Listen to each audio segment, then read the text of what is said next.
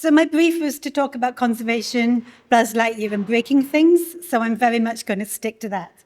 Those of you who are local or those of you who are only visiting Cardiff for a day, I've tried to put as many pictures of heritage from Cardiff and the area in that for you to enjoy. So if you want to play some kind of bingo to keep yourself awake, I must disclose there's no archaeology and I'm not an archaeologist, so the bingo might be all that keeps you going. So, I wanted to talk about conservation and use and damage.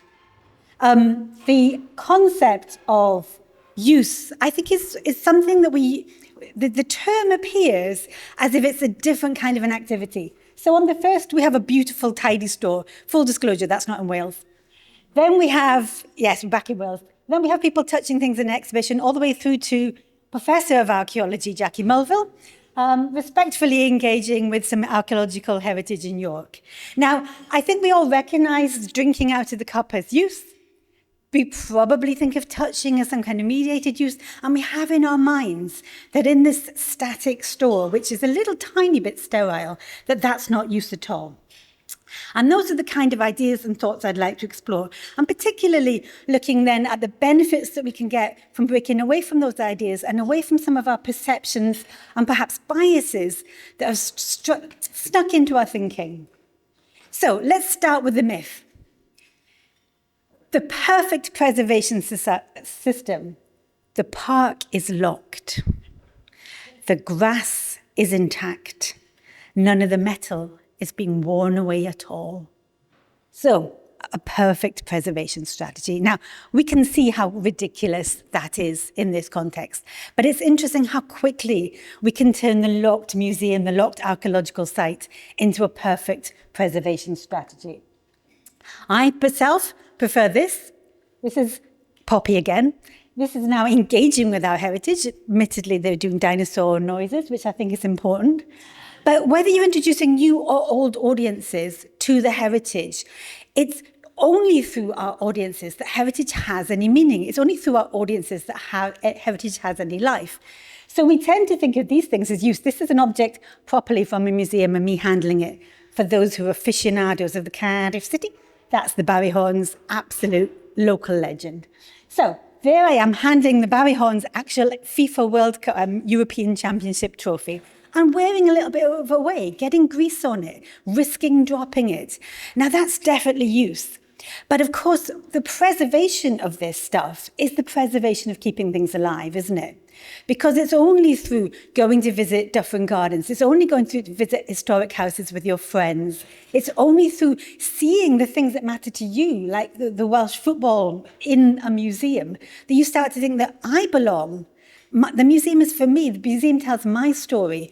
And that's important. Those of us who, many of us have had to face campaigns to save museums or heritage sites or organizations over the last however long we've been in the heritage.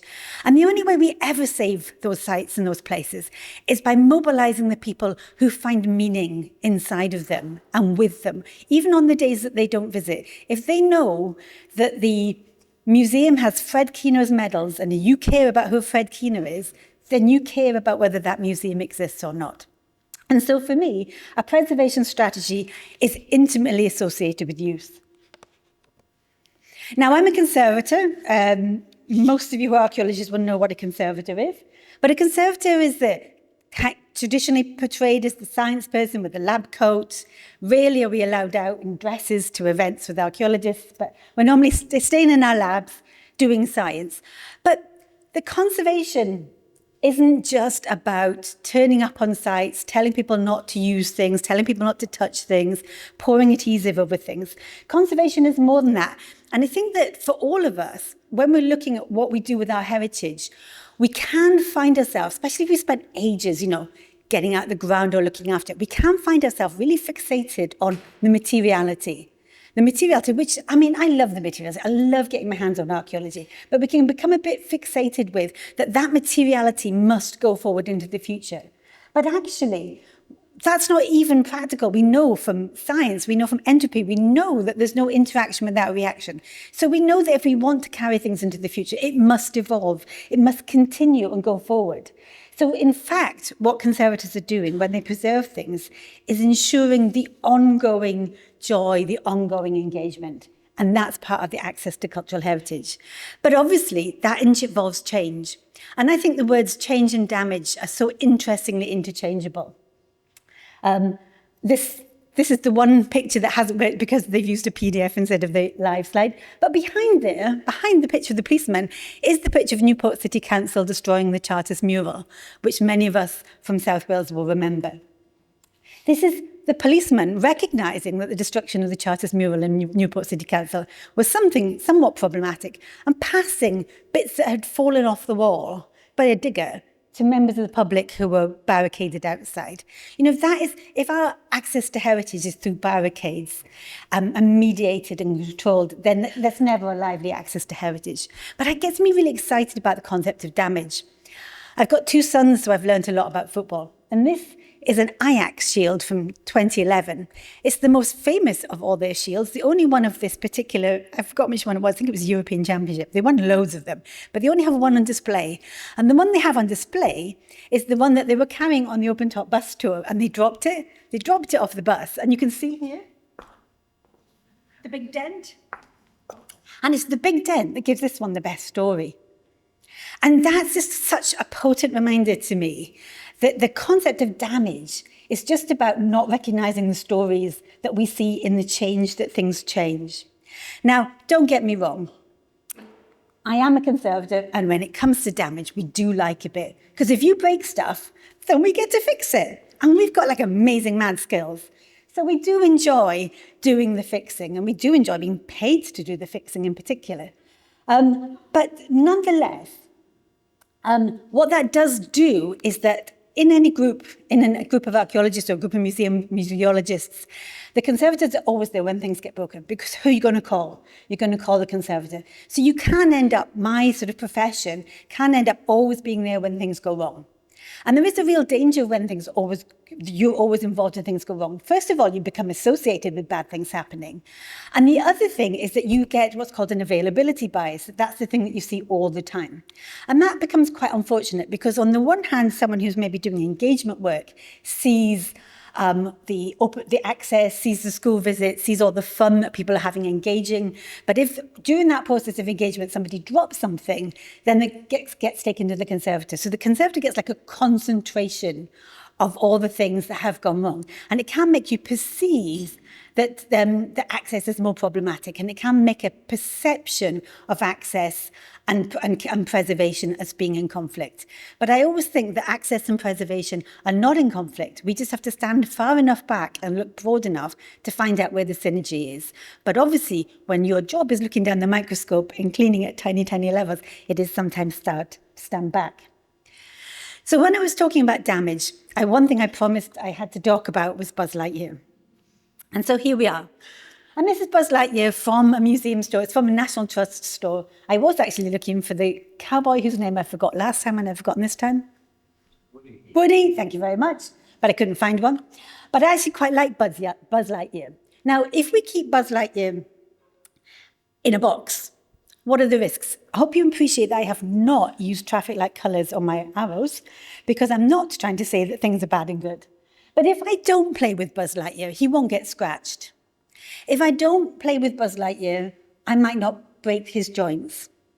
If I don't play with Buzz Lightyear, the plasticizers which come out of the plastic, they're going to come out whatever, whether I play with it or not. And probably it'll be decayed in no time. If I play with Buzz Lightyear, I might lose the box or the number. But I tell you what, if we don't deploy the jetpack from time to time, how do we know why Buzz Lightyear is important? Why do we care about Buzz Lightyear? If we don't go, that's the point of Buzz Lightyear. And I think that this is the important thing. Sometimes we can add up all the things that can go wrong and ignore the things that can go right, because basically they're more often intangible things. And I'm going to take it back to a concrete South Wales example. This was the Banksy. that appeared, the first Banksy in South Wales, appeared in Port Talbot before Christmas. It was related to Christmas. The snow was appearing on the kid, but if you went around the corner, you saw fire. You could see that the snow wasn't snow, but in fact pollution. This appeared at the end of a lane on a particular date, the first date that the tolls went from the bridge between Bristol and Cardiff, at a particular time at Christmas in a particular location, because Port Talbot is one of the most heavily polluted areas. You saw it in one way because there was one way to come at it up the road, but you saw the other side of the story when you went round. So this piece of art had a huge authenticity connected to place and time and location. But from the moment it appeared, the media narrative was, we must save the Banksy. We must save the Banksy. I wasted many hours on social media discussing this with, nice people about this, because I was saying, is it saved? And I think what happened was it was saved. A man with a lot of money got some builders and they carved it off the wall and they put it on a pallet. And the man, to be fair, whose garage it was, he was quite stressed, so he was quite happy to get the money. But he put it on a pallet, painted his logo on it, put it in a store for 9 months, I think you could go and see. And then, do you know what he did? Did the very worst thing you can do. He took it to England. Did we save the Banksy? Or didn't we? I don't think we saved the Banksy. I think nothing about that is the Banksy. The tangible thing is still there, but the intangible thing, to me, is lost. And so I think when we're thinking about access and conservation and benefits and damage, we have to start broadening our mind about what it is that we want to save and for how long and for whom. Because for sure, even though Michael Sheen did pay for the barriers, that Banksy wouldn't have lasted for very long in that location. But I tell you what, those people visiting, many of them may never visit an art gallery. And so we have to ask those questions about when we have access over a shorter period in a location like this, is that access, how valuable is that access? And this is quite a problem because we have to engage with risk, because we don't know what's going to happen for sure. We kind of had an inclination from the moment the man paid a lot of money, but we don't know for sure what's going to happen. If we invite the notoriously difficult to manage school group, a friend of mine does supply teaching, and he's teaching in Cathedral School, which, if you don't know Cardiff, is the poshest school. And he was just telling me he thought the school kids had been sent home because it's the first time he's not taught in a more ordinary school. And he thought they'd gone home because they were so quiet, never been in such a quiet school. But if you work in a museum and a gallery, you do hear people saying, oh, the kids from that school are quite a problem. The kids from that school can do a lot of damage. They can be more damaging. These, people who aren't trained in the niceties of how to engage with heritage. And so what we have sometimes is when we say, let's have a risky event, let's take a risk. Sometimes some people, often many of us, we might be, in a sense, the custodians. We're the ones who asked, is it worth to take the risk? Can we get away with it? Somebody else, John Sargent or someone, will appear and say, what a wonderful event, isn't it great to be accessible, and so on and so forth. If it all goes well, the local councillors will take the credit. But if it all goes badly, it's us. We were to blame. Why didn't you see that was coming? Why didn't you take more precautions? Why didn't you stop those people from coming and doing those things? So we have a real issue, don't we, with heritage, that if we are responsible for the heritage, we do feel a responsibility. And this drags us into kind of conversations that we may not want to have. And I think that we often feel that we speak for things, and we often feel that we speak for taking things to future generations. But the difficulty with this is, it's the won't anyone think of the children problem, is that if you feel that you're acting selflessly on behalf of something else, on behalf of the heritage for the future, then what happens is that your communications can become quite like the lady on The Simpsons who has the won't anyone think of the children banner. We can get a bit that way, so we can become actually quite poor communicators, bad at reception, not really listening to things. And I think that if we have a very strong belief that our actions are morally good and selfless, we can actually become quite dogmatic in our approach, which is another one of the biases that I wanted to talk about. Now, this is, again, back to doing conservation at Cardiff University. These are the kind of questions that we ask. Obviously, we do like talking about glue, and we have many, many classes to talk about glue. But at the same time, if you were going to repair, this is a 3-legged doll in a China dress-up shop, and she'd got dropped, possibly by a museum member of staff. She'd been dropped, but the artist was still alive, and so the student Tanya was able to communicate with the artist about that. And Tanya didn't know whether it should be fixed, whether it should be fixed invisibly, whether she wanted it, because it looked kind of like a Polly Pockets, so she didn't know if she wanted it to still look like that. So before you could really choose the glue, before you could do too much more, I mean, you understand how it got broken, but before you can do too much more, you have to decide things about what story we're telling. And to find that out, you have to ask who cares about something. And so all conservation decisions start with who cares about something, what stories do we want to tell, and whose values are we going to conserve? And that's a very interesting thing, because values are not neutral, are they? Values are loaded. One of the particularly problematic and challenging things about working with stories and values is how messy people are. You know, people keep changing their minds and all sorts. I love this object. It was conserved by Leah. It's from Brecknock Museum. It's a pop-up suffragette. And at some point, this is basically trolling. Somebody thought it'd be really, really good way to stop a woman from wanting a vote if he made a little picture of her, put her in a box, and then popped her through the letterbox, because then she was going to see that if she campaigned for votes for women, she'd become super ugly, and that she should really put those kind of thoughts aside. Now, we don't know what she thought when this particular piece of trolling arrived through her door. It was before the internet, so they had to make do. But what we do know is that she kept it. And it had a door, and you can see how much the hinge has been worn, can't you, here? You can see that she and her family have pinged that suffragette up over and over again. And what we know, that the grandmother, whether she was upset or not, when she got it, she passed it to her daughter and then to her granddaughter. And by now, her granddaughter was so proud of her mum, her grandmother, for being a suffragette, that she made sure it went to a museum. And then it came to us, so that we could think about how do we conserve that. Now, we don't want to fix away all the evidence of use. We don't want to fix away the sense of motion. We don't want to make her look less ugly. We want to tell as much of the story through the tangible evidence as we can. And that is a fascinating thing, because when we do interventions as archaeologists or conservators, you're in with the archaeology, you scrape it all off it goes to the spoil heap. It's kind of done, isn't it? It's very hard to undo that sort of thing. So we do have to make tangible binary decisions to clean this or not to clean this, to remove this, to not remove this, to leave it in situ, to remove it somewhere else. We make these binary decisions, but all the time we're making them about stories and about values. And we have to remember that those values change.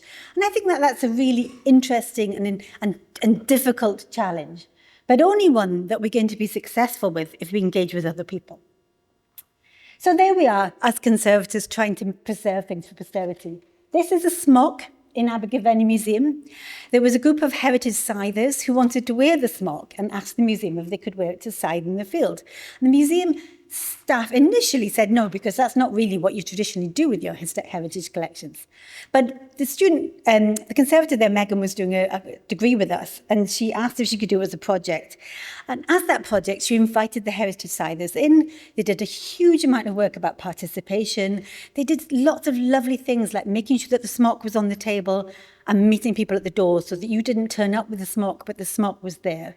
They did a condition assessment together. They talked about how it would work. They looked at the stitching together, and they came up with a strategy to do the scything, which meant not the person who wanted to do the scything, but someone who was a lot smaller. But they decided that that was going to happen because the living heritage of that smock was more important than if some of the stitching came off in the shoulder. But the person who really wanted to wear it was too big, and he would have done too much damage. So that was kind of negotiated. That relationship went so well that the group stayed involved in the museum for many years to come. And I think that, this idea that we allow things to evolve, that they become heritage, they become archaeology, they become into our domain, it doesn't mean that we need to stop the history. Because I think we should understand our objects and our heritage as something which enables a connection between people. If you're from South Wales, you will know what that clock means, and it will almost make you cry. Because it tells one of the most powerful stories of coal mining heritage, about how a group of children lost their lives with a coal slip on the 21st of October. And the clock stopped at the moment that the coal engulfed the primary school. Now, it doesn't go round, it doesn't tick. It's got scratches on it, it's got dents on it, but it's not damaged. It's a perfect storytelling device.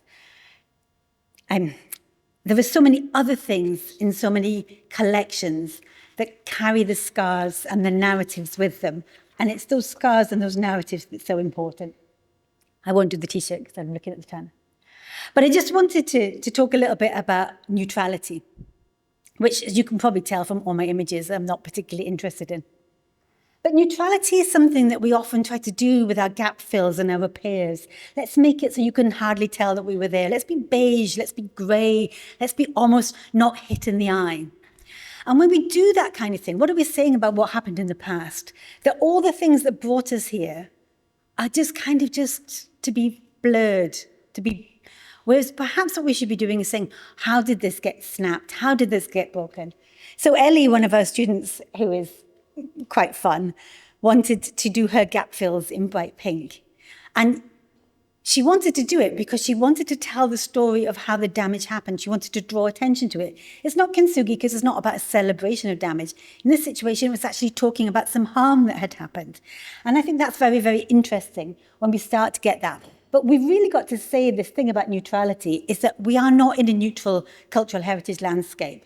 It is not a microcosm of society that is here today. We are not representative of the people of Cardiff or the people of the UK. We are, unfortunately, in heritage, a tiny bit unrepresentative. So when we talk about keeping things for the future, we have to think about what it is that when we keep things for the future, because we're making an assumption about the future, and we're making an assumption that that future, those future people, have this value. But hang on a minute, if they're the same as us, then perhaps we're not willing to accept change. I love this because it's being preserved and it's not being preserved. It's a Canadian plane crashed in Cardiff. But we have to start realizing that ideas of equal access can't be delivered in an unequal society. Because our cultural heritage access isn't equitable, we need to make changes if we want to attempt to deliver equity. And so we do have to change who gets in. We have to make sure that we recognize if we're doing gatekeeping, if we're trying to put up barriers to people gaining access, thinking about that we're acting neutrally for future generations. Well, surely we're virtuous, it's not for us. But actually what we're doing is we're saying we don't want to see any change in who accesses. That is a niece licking a museum object. Amgueddfa Cymru. I don't think there's anyone here from Amgueddfa Cymru, so I think it's another crime I've got away with. This is a fantastic project from Amgueddfa Cymru, the Ways of Working project and Nazia. This is Clive of India sofa.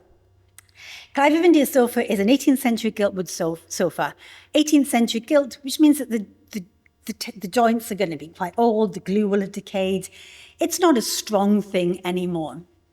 But Nazia and the Ways of Working group were invited to do decolonial projects with Amgueddfa Cymru, and this was a project at St Fagans. And what she asked was, can I sit on the sofa?